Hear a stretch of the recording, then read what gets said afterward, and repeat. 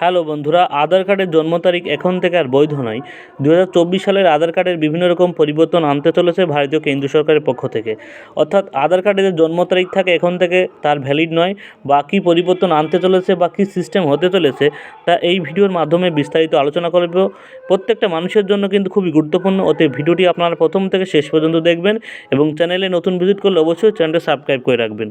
জন্ম তারিখ আর চলবে না, একই নিয়ম আনতে চলেছে সরকার। চলুন এবার বিস্তারিত দেখি। বলছে বর্তমান আধার কার্ডে জন্ম তারিখ উল্লেখ থাকে, ফলে অনেকেই জন্মের নথি হিসাবে আধার কার্ড ব্যবহার করে থাকেন। তবে এবার থেকে চালু হতে চলেছে নয়া নিয়ম। এর ফলে জন্মের নথি হিসাবে আর আধার কার্ড ব্যবহার করা যাবে না। Unique identification authority of India, সংক্ষেপে UIDAI এর তরফে এই নিয়মটি পরিবর্তনের কথা বলা হয়েছে। বলছে গত 1 ডিসেম্বর থেকে এই নতুন নিয়মটি চালু করা হয়েছে। UIDAI জানিয়েছেন, জন্মের তারিখ, মাস ও বছর ইত্যাদি পরিবর্তন করে অনেকেই বিভিন্ন অসাধু পদক্ষেপ গ্রহণ করেছেন। তাই এই জালিয়াতি ঠেকাতে নতুন পদক্ষেপটি নেওয়া হচ্ছে। ঠিক আছে, অতএব আপনি যে আধার কার্ডে জন্ম তারিখ ব্যবহার করেন, সেটা বিভিন্ন রকম অসাধু কাজে লাগান, সেটা কিন্তু আর করতে পারবেন না। বলছে UIDAI নতুন নিয়মে হবার পরে আধার কার্ডের সঙ্গে বার্থ সার্টিফিকেটও প্রয়োজন পড়বে। এই বিষয়ে আধার প্রকল্পের ডেপুটি ডিরেক্টর রাকেশ ভার্মা জানিয়েছেন, নতুন নিয়মের ফলে স্কুল কলেজে ভর্তি হোক বা পাসপোর্ট তৈরি হোক, আধার সর্বত্র পরিচয়পত্র হিসেবে ব্যবহার করা হবে।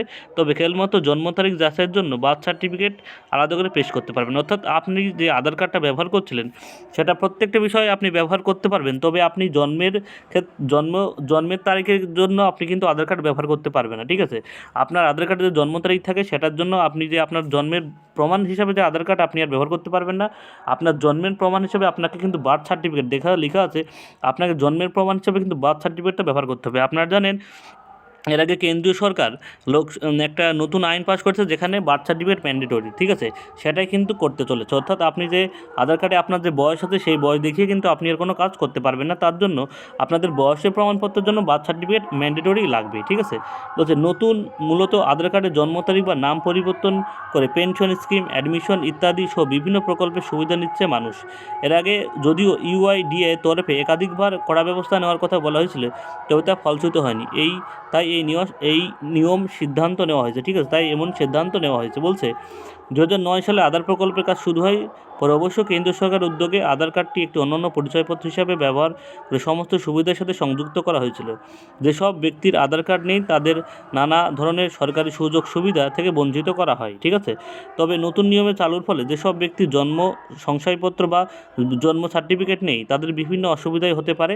এমনকি পেনশন সহ বিভিন্ন সরকারি প্রকল্পের আধার কার্ডের ভিত্তিতে সুবিধাভোগীরা যেসব সুবিধা পেয়ে থাকেন, সেগুলো পাওয়ার ক্ষেত্রে সমস্যা দেখা দিতে পারে। তাই স্বাভাবিকভাবেই আধার সঙ্গতে এই নতুন নিয়মে দেশের জনসংখ্যার একটা বড় অংশ কিন্তু অখুশি। ঠিক আছে, অর্থাৎ আপনি যে বয়সের প্রমাণপত্র হিসাবে আপনার যে কোনো জায়গায় আপনি আধার কার্ড ব্যবহার করতে পারছিলেন, এখন থেকে কিন্তু আপনি আর আধার কার্ড ব্যবহার করতে পারবেন না। আপনাকে অন্যান্য সব কাজে কিন্তু আপনি আধার কার্ড ব্যবহার করতে পারবেন, কিন্তু জন্মের ক্ষেত্রে আপনাকে কিন্তু বার্থ সার্টিফিকেট লাগবে। ঠিক আছে, অর্থাৎ বার্থ সার্টিফিকেট কিন্তু ম্যান্ডেটরি আপনার বয়সের প্রমাণপত্র হিসাবে। আপনার আধার কার্ডে যে বয়সের প্রমাণপত্র আছে, সেটা দিয়ে আপনি কিন্তু আর কোনো কিছুই করতে পারবেন না। ঠিক আছে, এই নতুন নিয়মটি আপনাদের সবারকে জানিয়ে দিলাম।